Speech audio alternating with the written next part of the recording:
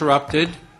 This meeting will recess until such time as I can get order in this meeting, and the people that are on the list, unfortunately, will pay the price of any disruption.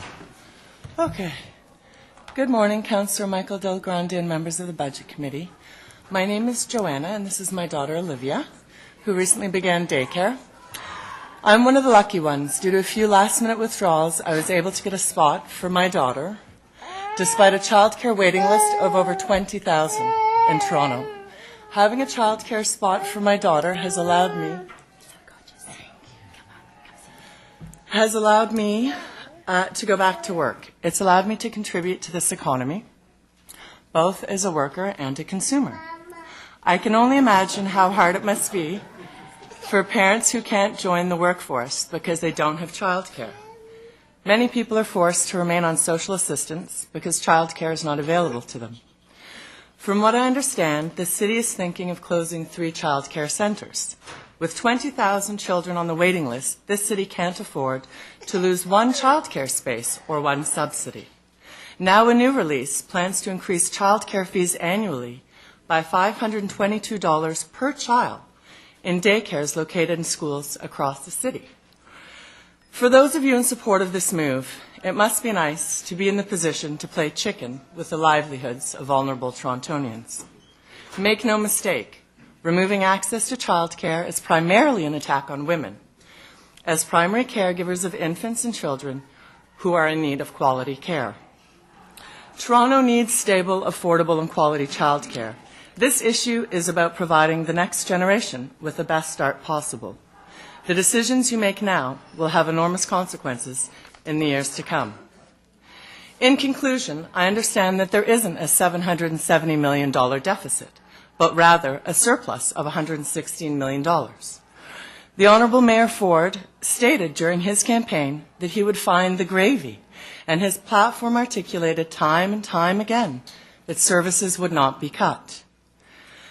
As Steve Munro states, had Council not been bullied into killing the vehicle registration tax, flatlining the property tax rate, and cancelling a proposed 2011 TTC fare increase, sustainability of many city programs would not be in peril. On the question of privatization of services, lowering costs, I would argue that it merely shifts them.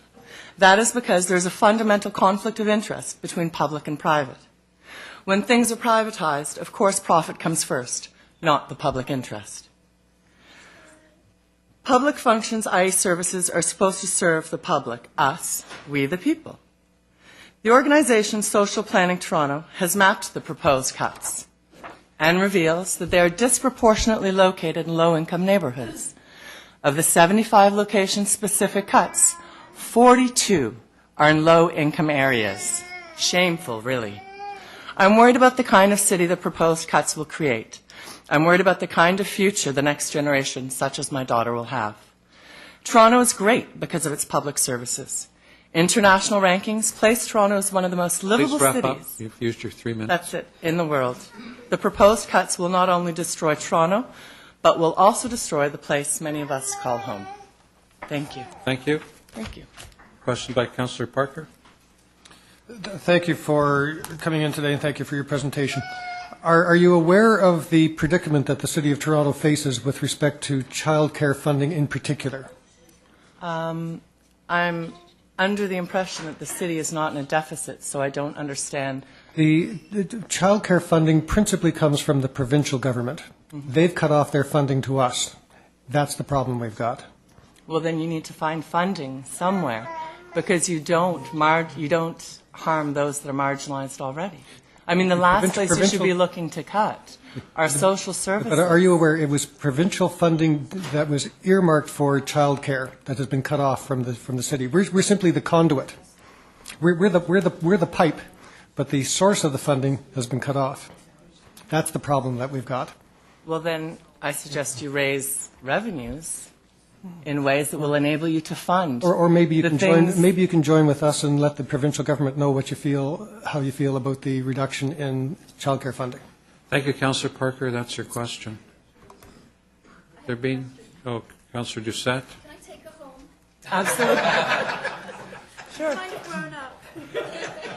She's good, huh? There you go. You did really well, Olivia. She tried to feed me. So, Okay. yeah. Oh, yeah. Thank you. Thank you very much. Number 155, Elizabeth Littlejohn.